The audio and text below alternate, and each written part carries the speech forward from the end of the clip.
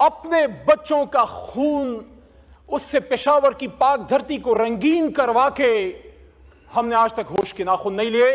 यह ऐसा मुल्क है जिसमें एक वज़ीर आज़म फांसी चढ़ गया, दूसरी का गोश्त हवा में उसका खून लहरा गया, एक आजादी के अगले साल शहीद कर दिया गया और एक गोलियां खा के 500 दिनों से जेल में पड़ा हुआ है, खड़ा है, मजबूत खड़ा है, लेकिन हमने होश के नाखून ना लिए।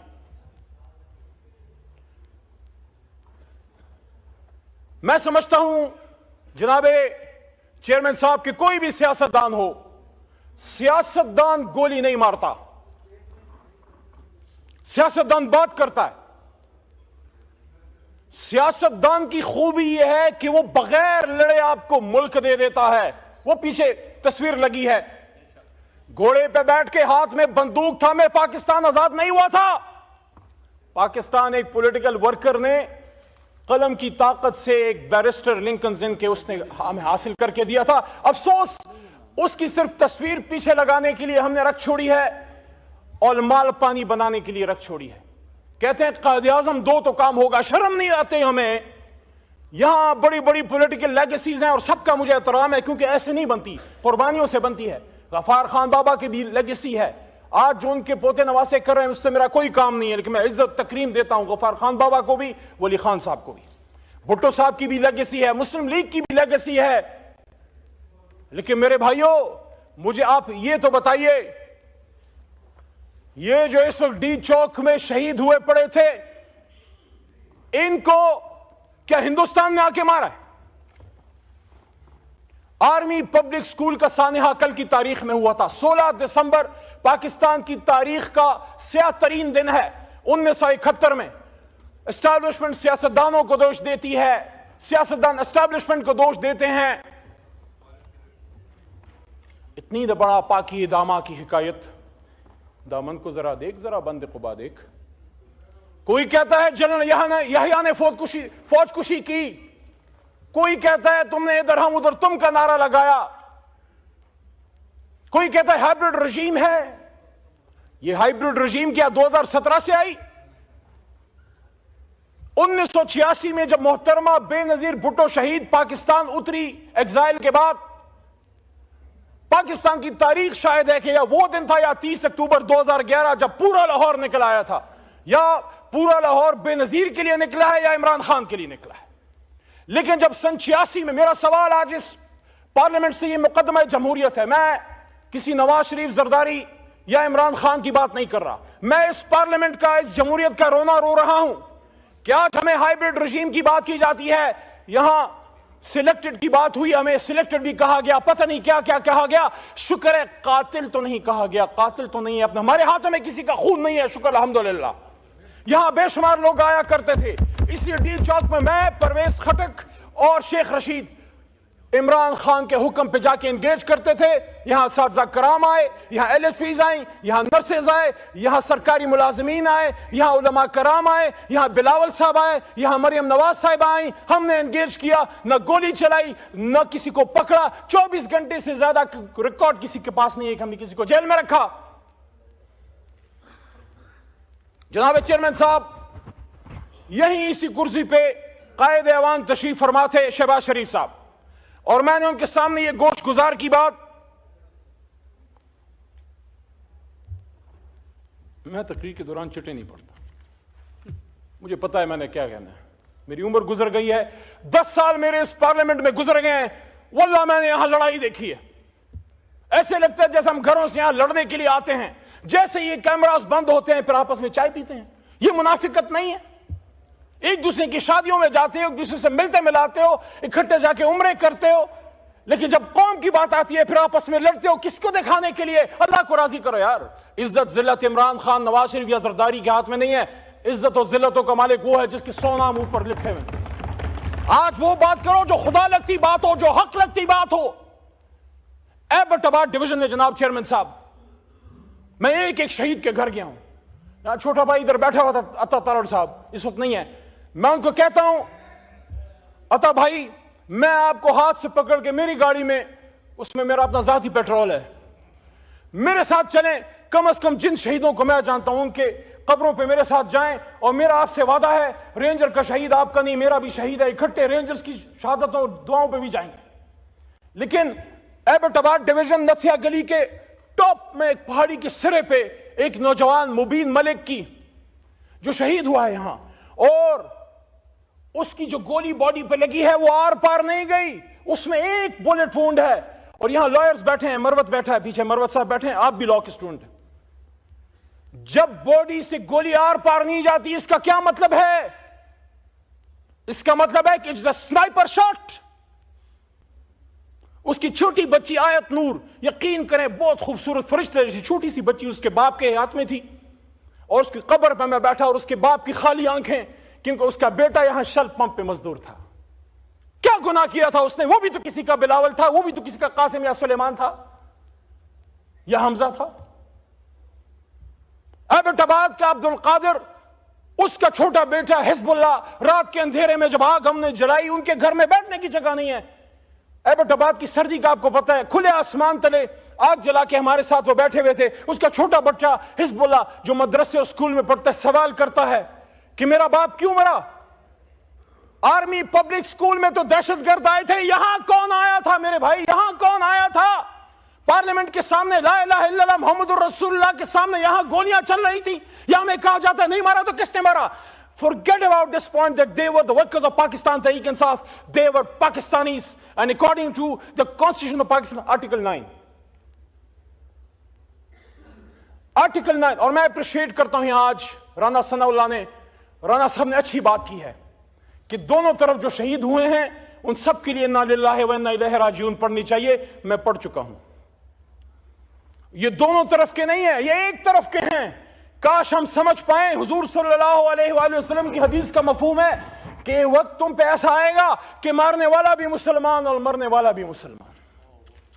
लेकिन मेरे भाइयों, मेरे पाकिस्तानियों, मेरे चेयरमैन साहब, आप खुद एक ऐसे सूबे से हैं जो हमेशा मुश्किलात का शिकार रही है, एक ऐसे शहर से हैं जहां हमेशा खून की होली खेली गई है।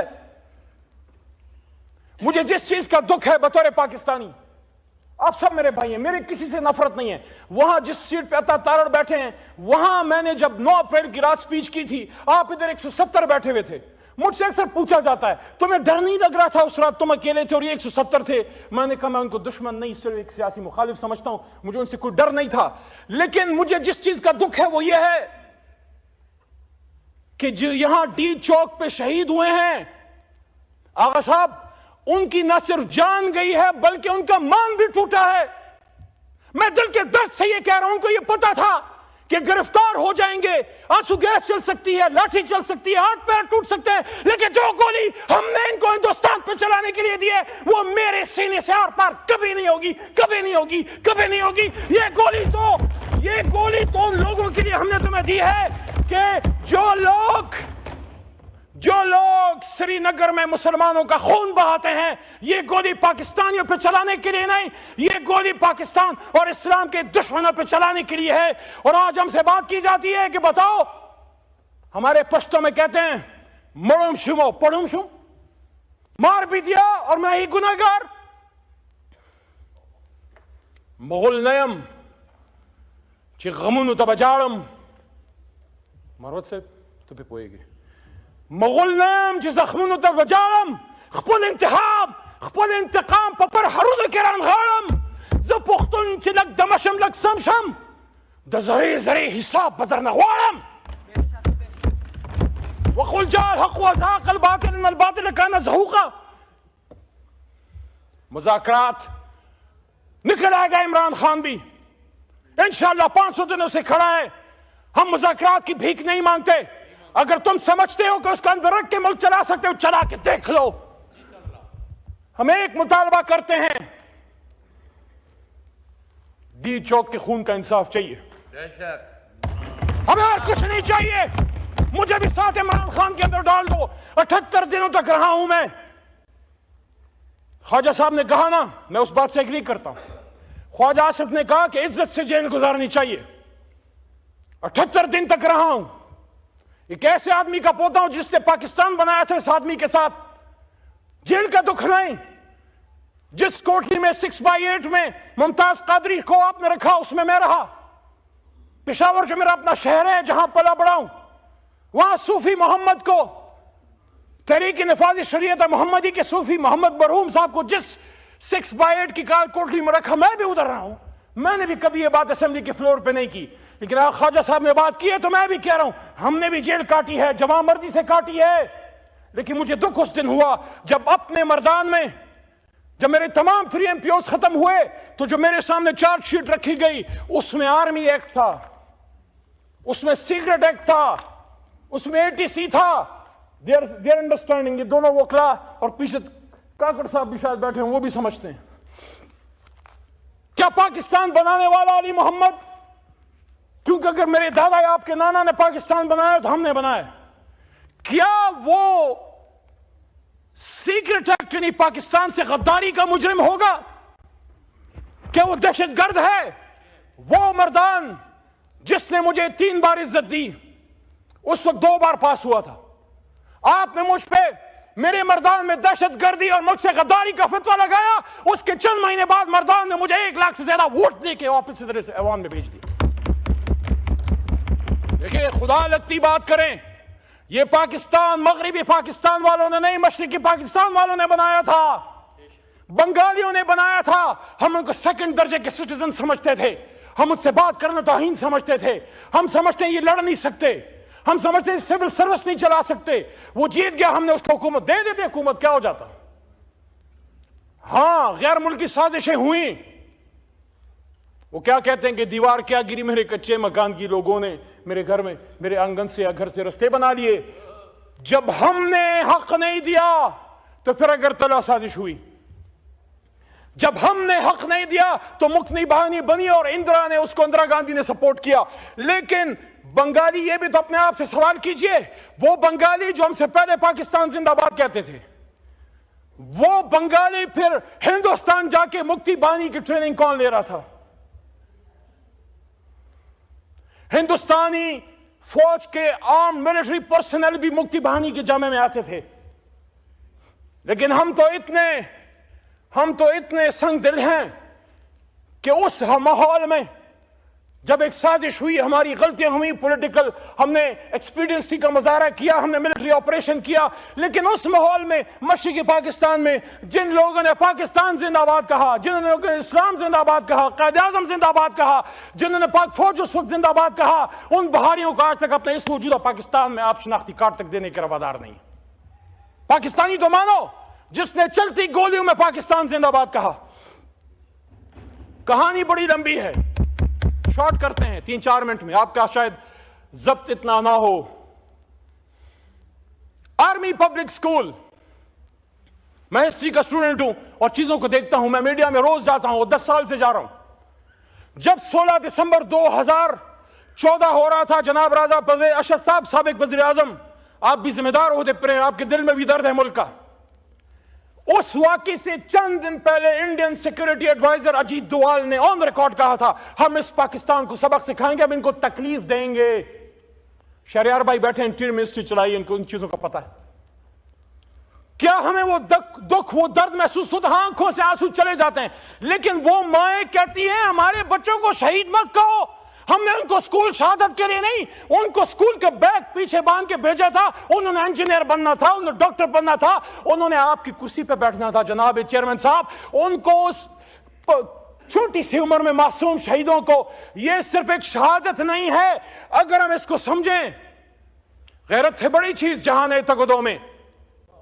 चेयरमैन साहब, गैरत है बड़ी चीज जहाने तगदों में, पहनाती है दरवेश को ताजे सरेदारा। ये हिंदुस्तान ने हमारे मुंह पे थप्पड़ मारा था कि तुम्हारे घर में घुस के तुम्हारे बच्चों को शहीद कर सकते हैं, आधा मुल्क भी तोड़ सकते हैं, शहीद भी कर सकते हैं, और तुम लगे रहो आपस में एक दूसरे के कपड़े उतारने। To cut the long story short, hybrid की बात होती है। चलिए इस पे एक बात करके फिर इसी मजाकरात वाली बात पे आते हैं। बड़ी हाइब्रिड की बात होती है, वो मैंने उधर से शुरू की थी, बेनजीर साहिबा के पाकिस्तान आने के। मैं नहीं कहता कि हम 100% कोई ऐसी, मैं कहता हूं कि आसमान से फरिश्ते हैं, हमसे गलती नहीं हुई, लेकिन हमने अगर गलती की है तो 2011 के बाद की होगी। जनाब राना सनाउल्लाह साहब 30 अक्टूबर के बाद शायद की हो। 1988 में जब बेनजीर वजीर आजम बन रही थी, आप मुझे बताएं उसके 2 साल बल्कि 18 महीने टू बी वेरी एग्जैक्ट, वो हाइब्रिड रजीम नहीं थी क्या? IGI जब बनी हाइब्रिड रजीम नहीं थी क्या? हमीद गुल साहब इज ऑन रिकॉर्ड कि उसमें जब उसामा बिन लादेन का पैसा इस्तेमाल हुआ बेनजीर के खिलाफ, क्या वो हाइब्रिड रजीम नहीं थी क्या? ये आज की कहानी तो नहीं, 100 बरसों की दास्तान है जनाब चेयरमैन साहब। 3-4 चीजों का बड़ा दुख है मुझे। मैं कभी पीपल पार्टी का वर्कर सपोर्टर नहीं रहा, आज भी मैं कहता हूं मुझे बड़ा अजीब लगता है। सदर आपका बैठा है, चेयरमैन सेनेट आपका बैठा है, चारों गवर्नर आपके बैठे हैं, 16 महीने आप इधर इख्तिदार में बैठे रहे, आज भी आप उन सीटों पे हैं, आज भी आप रोना रोते हैं। आ जाए इधर हमारे साथ और एक जेन्युइन अपोजिशन करते हैं। वो कहते हैं तो इधर उधर की ना बात कर, ये बता के काफिला क्यों लुटा? तेरी रहजनी का गिला नहीं, तेरी रहबरी का सवाल है। मेरे चेयरमैन साहब, हम मामलात को सुलझाने वाले लोग हैं। मैं जिस इलाके से हूं, बचपन में लोरी में हमें बंदूक और तलवार सिखाई जाती है। जुखशाल तुरा पलास कफन पगाड़ा बरा पासम कि खबर शुम च पुख्तुन दचा गुलाम शो। मैं खुशाल खान खटक कब्र से हाथ में तलवार और कफन पहने निकल आऊंगा अगर मुझे यह पता लगा कि पख्तून या मुसलमान किसी का गुलाम बन गया। लेकिन हम आपस में लड़के जीत भी गए तो किससे जीतेंगे? लाश तो पाकिस्तानी की गिरी है ना। अगर इधर अनीस सत्ती की गिरी है इस्लामाबाद में, मैं सब जगहों पे गया हूं। वो अपनी मां को ये कह के गया था चेयरमैन साहब कि मेरे लिए दुआ करना, मैं अपने लीडर को आजाद करने निकला हूं। आपके भी लीडर के लिए लोगों ने अपने आप पे आग लगाई थी, खुदकुशियां की थी जनाब। हालांकि खुदकुशी इस्लाम में हराम है, लेकिन मेरे भी लीडर के लिए मरते वक्त उन्होंने खून से कैदी नंबर 804 लिखा है। Look at the commitment of the level of the workers of Pakistan Tehreek Insaf. Imran Khan को किसी ने अकेला नहीं छोड़ा। मियां साहब का गिला अपनी जगह दुरुस्त है। जब मियां साहब ने फरमाया कि उनको कहा जाता था कि कदम बढ़ाओ मियां साहब, हम तुम्हारे साथ हैं, लेकिन जब मुशर्रफ का आहनी हथौड़ा चला, जुल्म हुआ, इमरजेंसी कायम हुई, मियां साहब ने देखा तो मादूद चंद लोग थे, एक जावेद हाशमी था, उसको भी फिर आपने प्रॉपर्ली ओन नहीं किया। लेकिन ये क्या करें, हमारा भी उसी तरह का दर्द है। ऐसा ना हो जो खड़े थे इस तरफ, कल को फिर वो पीछे ही खड़े रहे और निकल गए थे वो फिर आगे बैठे हों। होता है, सियासत में होता है हुजूर। लेकिन वल्लाह हमने इमरान खान के लिए नहीं किया, हमने अपनी कमिटमेंट, अपनी गैरत, अपनी अना के लिए किया है कि कल को कोई असद कैसर को, वो जो आपकी कुर्सी पे बैठा होता था, सुलझू आदमी, आपसे हमेशा बात करता था, हमारी जमात से गाली सुनता था, उसको जब आपने उठा के अपने ही मैदान में आपने जेल में डाला, तो उसने सिर्फ इमरान खान के लिए नहीं, अपनी खुद ही अपनी अना, अपनी गैरत के लिए किया कि कोई असद कैसर को यह ना कहे कि सवाबी का बेटा बिक गया या डर गया, कोई शहरियार खान अफरीदी को यह ना कहे कि कोहाट का बेटा डर गया या बिक गया, कोई निसार जट को यह ना कहे कि पंजाब का बेटा डर गया या बिक गया, और ये कोई मुझे ना बताए कि पंजाबी खुदा न खास्ता बुज़दिल हैं या निकलते नहीं है। इस लेवल की फस्तायत आप पख्तूनख्वा में करो, यहां भी कोई नहीं निकलेगा। हमने तो सुना था कि माए बहनें सांझी होती हैं, ये कैसी सांझी माए बहनें हैं? जब मेरी और आपकी माँ रेहाना डार के सर से दुपट्टा छीना गया और उसको खींचा गया, तो फिर सियालकोट के साथ पूरा पाकिस्तान क्यों ना रोया? और आप क्यों ना रोए? आपकी तो जमात ही खवातीन के हकूक पे बनी है हुजूर।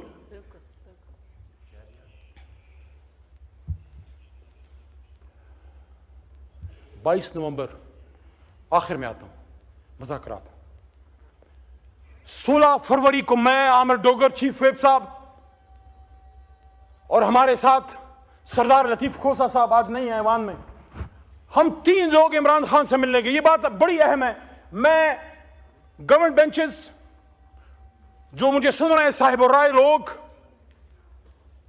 बूट वाले नहीं कलम वाले, सबसे मुखातिब हूं। चले बूट वाली भी डाल दे, सबसे मुखातिब हूं।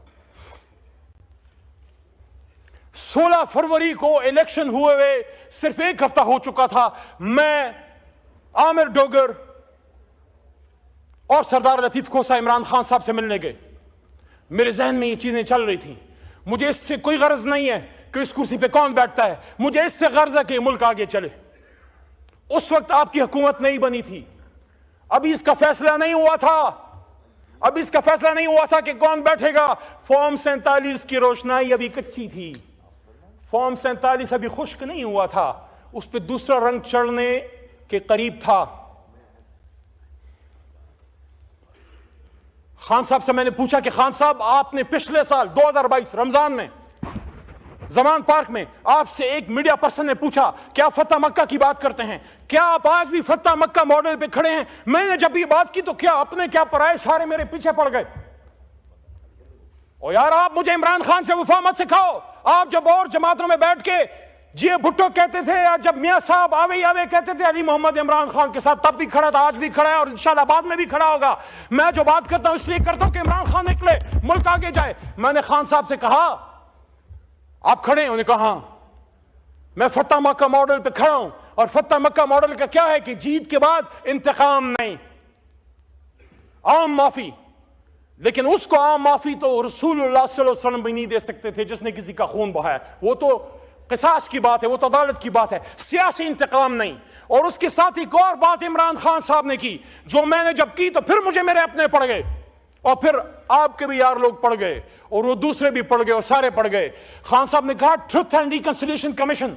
उन्होंने कहा कि नेल्सन मंडेला ने ट्रुथ एंड रिकंसिलिएशन कमीशन कायम करके अपने मुल्क को आगे ले गया, बल्कि उनके अल्फाज to be exact quote and quote ये थे कि वेस्ट ने, इमरान खान साहब ने कहा कि वेस्ट ने हमारे नबी पाक सल्लल्लाहु अलैहि वसल्लम की तालीमात को अपना के फतह मक्का मॉडल को लेके ट्रुथ एंड रिकंसिलिएशन कमीशन बनाया, और देखो वेस्ट आज कहां चला गया और हम किधर खड़े हैं। मैंने 12 की ये बात की इलेक्शन कमीशन के बाहर, दोस्तों को याद होगा अगर इधर कोई है, इलेक्शन कमीशन के बाहर मैंने कहा कि खान साहब कहते हैं कि हम ट्रुथ एंड रिकंसिलिएशन कमीशन, तो रिकंसिलिएशन पे तो जोर दिया कि अली मोहम्मद कहता है रिकंसिलिएशन। मैंने ट्रुथ पहले की है, पहले ट्रुथ देन रिकंसिलिएशन। सच बोलना पड़ेगा। 2 मिनट और।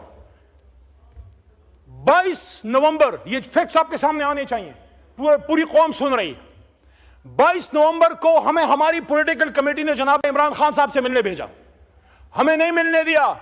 मैं था उसमें, चेयरमैन गौहर थे उसमें, सेक्रेटरी जनरल राजा थे हमारे, राजा साहब उसमें, हमारे साथ रऊफ हसन साहब और सरदार लतीफ खोसा। हमारा काम क्या था? हमने इमरान खान साहब को यह कहना था कि ये जो एहतजाज है उसको आप मुलतवी ना करें, खत्म ना करें, सिर्फ ऑन होल्ड कर लें, इस्लामाबाद की पेरिफेरी में कहीं बैठा दें, ताकि गुफ्तगू जो चल पड़ी है वो गुफ्तगू किसी अंजाम तक पहुंच सके। हमें मिलने नहीं दिया। अपनी मंजी तले डांग फेरे सियासी लोगों। कौन है जो हमें लड़ाना चाहता है? किसको पता था कि हम किस लिए जा रहे हैं? कौन चाहता था कि डी चौक पे खून बहे? हम तो सारी लीडरशिप इमरान खान को इस पे कन्विंस करने गई थी कि खान साहब बाहर बैठ जाते हैं फिलहाल, और मौका दें मुज़ाकरात को कि शायद आप निकल आए, सीरान निकल आए, और मैंडेट की वापसी का कोई सिस्टम हो। बड़ा मेरे पे सवाल होता है तुम किधर थे? 25 को मैं अडियाला के करीब रोडों पे था, एक नामालूम गाड़ी में जो मेरी अपनी जाती है, एक ड्राइवर के साथ पुलिस के नरगों में से पीछे बैठे मैं निकल रहा था। उस दिन मुझे काली शीशों की गाड़ी का जरा अफादियत का अंदाजा हुआ। पुलिस वालों के बीच में से पहुंच के मैं अडियाला पहुंचा। यहां राणा साहब ने कहा ना कि इजाजत दी गई थी। राणा साहब, अली को इजाजत नहीं मिलती, क्योंकि किसी को पता है कि अली जो है मामलात को ठीक करना चाहता है, अपने लीडर को बगैर लड़े बगैर खून बहाए निकलवाना चाहता है। उस दिन गौहर साहब को भेजा गया अंदर, सैफ साहब को भेजा गया अंदर, अली मोहम्मद फिर भी 2 घंटे अडियाला के बाहर बैठा रहा। और उसके बाद 5-6 दफा मैं गया हूं, मुझे नहीं मिलने दिया जाता, क्योंकि हम चाहते हैं ये खून बहना बंद हो, ये लड़ाई मार कुटाई बंद हो, आप बात करें और निकले इस जंजाल से, इस मुसीबत से। इमरान खान भी सहवान में आए, मियां नवाज शरीफ भी आए। और अब आखिरी बात की तरफ आता हूं। देखें, हम स्कूल गोइंग थे जब मियां साहब वजीर खजाना थे। बिलावल साहब अपनी मां की गोद में जेल के आगे बैठे रहते थे। नस्ल जवान हो गया, आज बिलावल की खुद शादी की उम्र है, उसकी माशाल्लाह जो सिस्टर हैं उनकी माशाल्लाह अब बच्चे हैं। इतना वक्त गुजर गया बीच में।